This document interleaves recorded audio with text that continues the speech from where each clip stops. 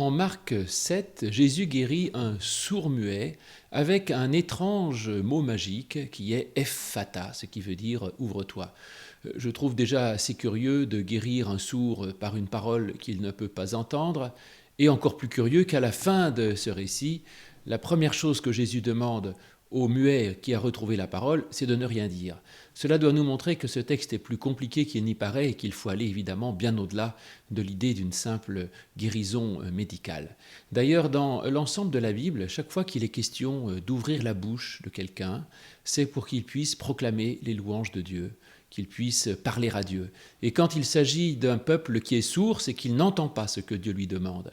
Et du coup, nous voyons que ce sourd, parlant difficilement, comme dit plus précisément le texte, eh bien, il nous ressemble, parce qu'il est difficile d'entendre ce que Dieu a à nous dire, difficile de comprendre ce qu'il nous dit dans notre cœur et de comprendre ce qu'il nous dit dans la Bible. Tout cela est bien obscur pour nous. Quant à parler, eh bien, nous lui parlons aussi difficilement, parce que la prière n'est pas toujours facile non plus. Et quant à proclamer la gloire de Dieu dans le monde, c'est aussi très difficile. Alors donc, Jésus va guérir ce sourd en lui disant « Ephphatha ».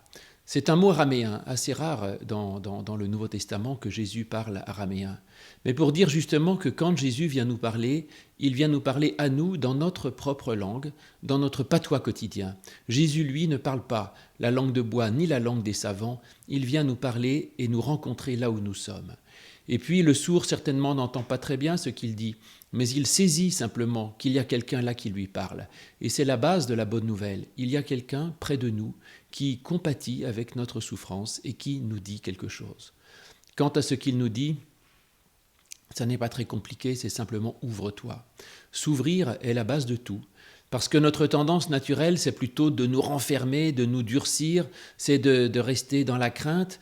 Et Jésus nous dit que nous devons nous ouvrir à Dieu, nous ouvrir aux autres, nous ouvrir à nous-mêmes, nous ouvrir à ce qui nous arrive.